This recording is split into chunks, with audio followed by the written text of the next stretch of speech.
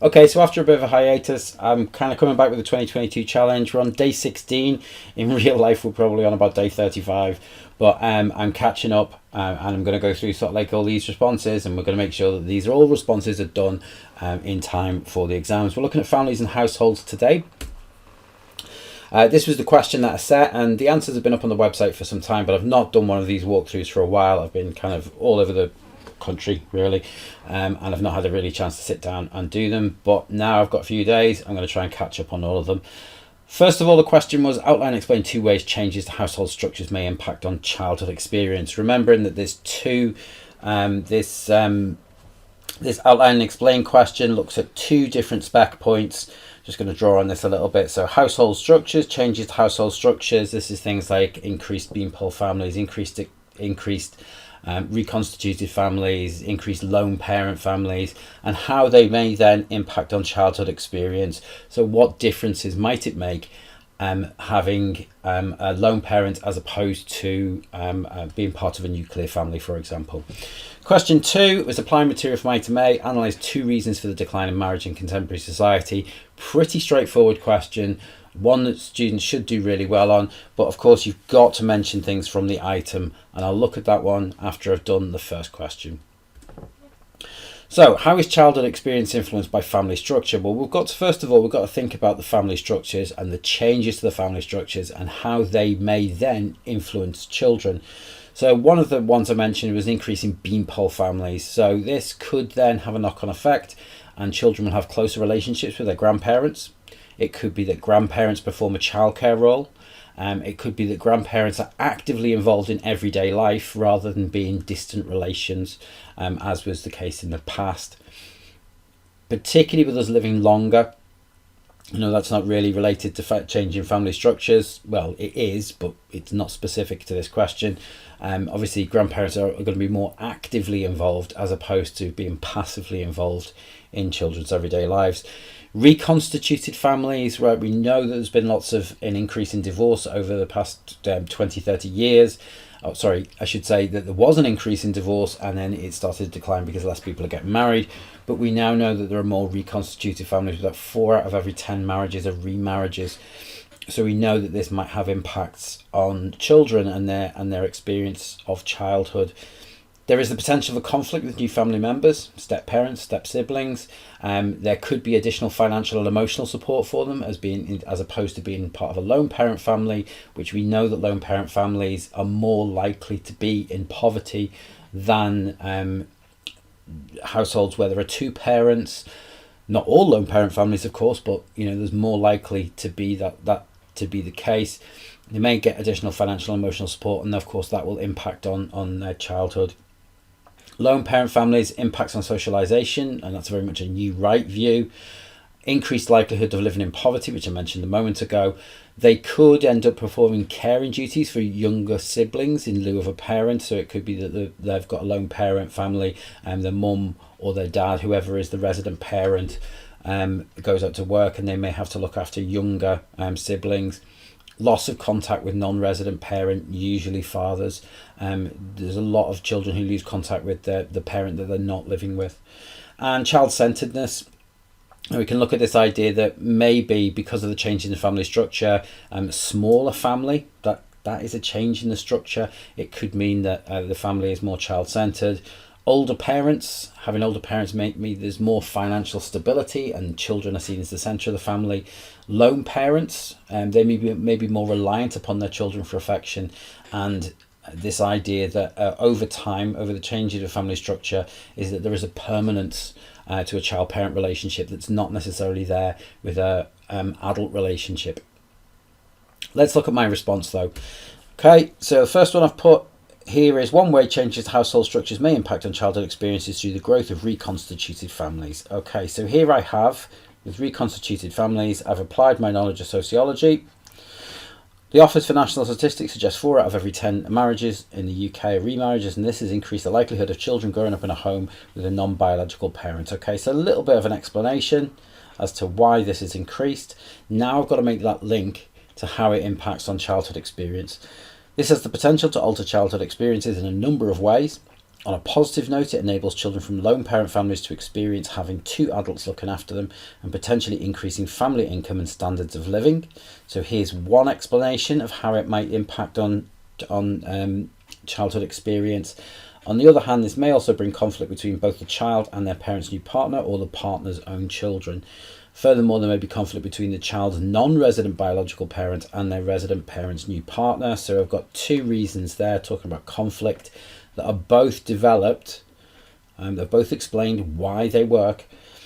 There may also be a change in the organisation of the family. Here's a third one, with the involvement of a new adult in the family, which may lead the child to experience insecurity, low self-esteem, or even trauma, particularly if they have strong attachments to their non-resident parent.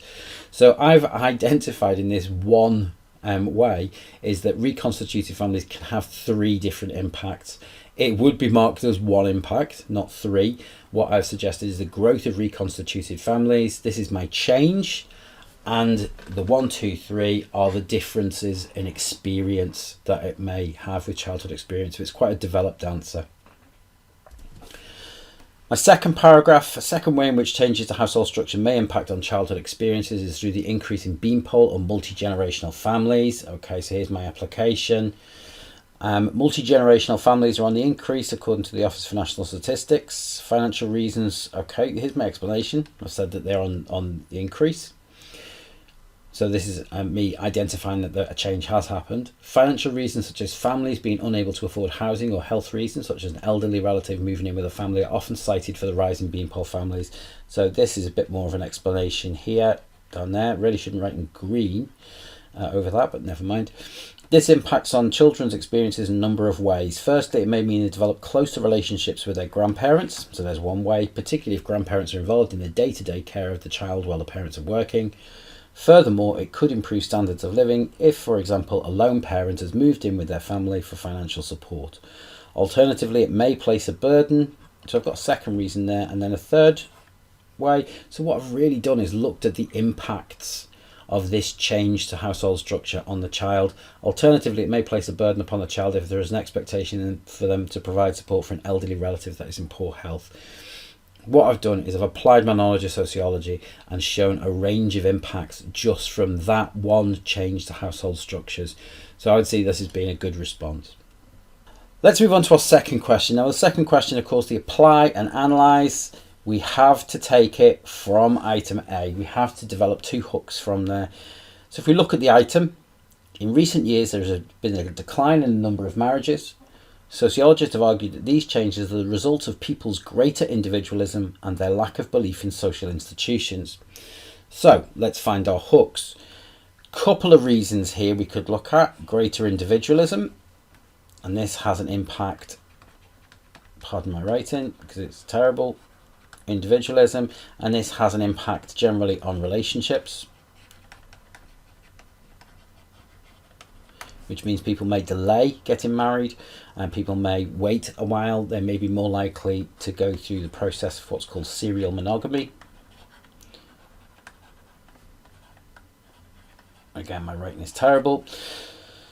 And lack of belief in social institutions. Okay, so this kind of really hints to us secularization. The idea that we no longer believe in the church. Secularization, again, I've got to apologise for my writing. I'm left-handed and I'm trying to write on a graphics tablet and my writing's pretty poor anyway. Secularization, obviously then reduced stigma of living together before marriage, which results in a decline in the number of marriages that occur. So there are my two ways that I could explain just from those two hooks. You could pick other ones. I've gone here, greater individualism society. Again, people have more choice over their relationships and in the past are more likely to focus on self-improvement than seek out another individual to complete them. This links into the ideas of Anthony Giddens and the kind of late modern era. Increased life expectancy, not necessarily one that we might pick out of that item, but people are more likely to wait until later in life to get married, and they may have several serious relationships over their lifespan than getting married at a younger age. Less stigma of relationships. This probably links better into things like secularization, although secularization is a separate point. The idea that people have greater freedom to choose their partners in contemporary society, and this includes cohabitation, same-sex relationships, and even choosing not to be involved in a relationship, to have a lone person household, and choose not to marry, and there's less social stigma attached to that than there was maybe 20 or 30 years ago. Secularization, again, people less involved with religious organisations in previous generations, which leads to greater freedom from social conventions that are attached to more traditional values like getting married to an opposite sex partner. And people are now guided by their own morality rather than the church. How we can evidence this, there was a couple of marriage statistics here. In 1968, just before the Divorce Reform Act, and the average age for getting married with males was 27, females was 24. Still quite late. In comparison to what we saw very much earlier in society, particularly in the 1940s and 1950s. And now the average age of marriage for same-sex families is males for 40, females 35, and the average age of marriage opposite sex, male 38 or female 35. Now that is all marriages, and we have seen a boom in people getting married later in life, or getting remarried later in life, I should say. And that kind of skews the statistics somewhat. It's a little bit closer to early 30s for males and around about 29-30 for females for first marriages. But let's look at my answer. One reason for the decline in marriage in contemporary society is people's greater individualism. This is item A, so here's my application. And don't forget, I've used the item. And I've deliberately shown where I've used the item. This is signposting to the examiner. I've picked this out. I've done what I'm supposed to do. Remember the driving test analogy. Make sure that you mirror signal maneuver. You make exaggerated movements when you're doing that. As society, don't know why that's a big S. As society moves into a late modern era, sociologists such as Giddens argue that there's greater individualism in society and that this impacts on people's decisions about their relationships. Giddens argues that in late modern society, individuals become more reflexive. Nice little use of kind of sociological terminology there.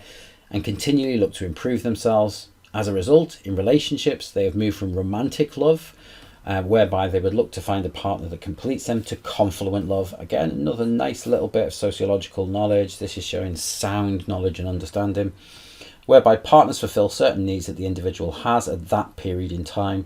When these needs are not fulfilled, or individuals' needs alter, then individuals will look for another relationship, what Giddens referred to as serial monogamy. Okay, so I've talked about the change in relationships, but what I've got to do is I've got to make sure that I then link this into the decline in marriage in contemporary society. As a result, individuals are less likely, so all down here is my analysis. And what I've got at the bottom here is, as a result, individuals are less likely to make a lifelong commitment if they are unsure if their partner is the right person for them in the long term, resulting in a decline in marriage, but an increase in other forms of relationships such as cohabitation or living apart together relationships. If you do appeal format, this would be your link. This is explaining sort of like how it answers the question. Essentially, you're applying your knowledge and showing it, you're applying it to the specific situation, to the idea of decline in marriage in contemporary society. But what you've got there is a good, strong paragraph. A second reason for the decline in marriage in contemporary society is due to the lack of belief in social institutions. Again, nice little signpost, kind of here. I've used the item.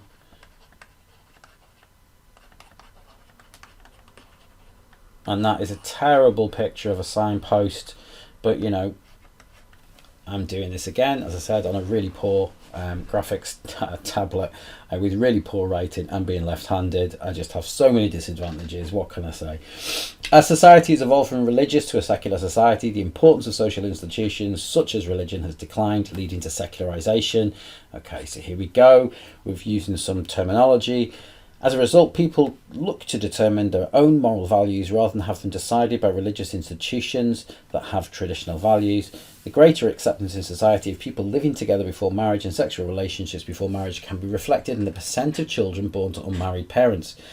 This is a stat that many students don't actually kind of understand, that the majority of children are born to unmarried parents in contemporary society.